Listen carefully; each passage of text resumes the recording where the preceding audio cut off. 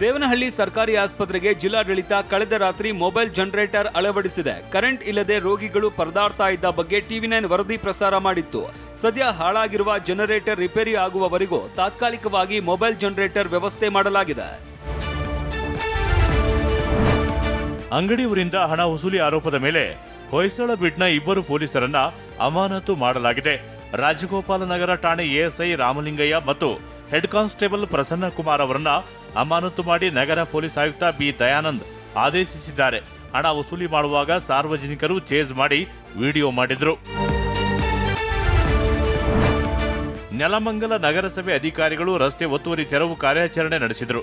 ಒತ್ತುವರಿ ತೆರವಿಗೆ ವಿರೋಧ ವ್ಯಕ್ತಪಡಿಸಿದ ಅಂಗಡಿ ಮಾಲೀಕರು ನಗರಸಭೆ ಸಿಬ್ಬಂದಿಯನ್ನ ತರಾಟೆಗೆ ತೆಗೆದುಕೊಂಡ್ರು. ಮಳೆ ಬಂದ್ರೆ ಕಾಲುವೆಗಳ ಮೇಲೆ ನೀರು ಹರಿಯುತ್ತೆ, ಈ ಬಗ್ಗೆ ಗಮನ ಹರಿಸಲ್ಲ, ಆದರೆ ಅಮಾಯಕರ ಮೇಲೆ ದರ್ಪ ತೋರುತ್ತೀರಿ ಅಂತ ಘೆರಾವ್ ಹಾಕಿದ್ರು. ಶೈಕ್ಷಣಿಕ ವರ್ಷ ಆರಂಭಕ್ಕೂ ಮೊದಲೇ ಕೆಲ ಖಾಸಗಿ ಶಾಲೆಗಳು ತರಗತಿ ಆರಂಭಿಸಿವೆ.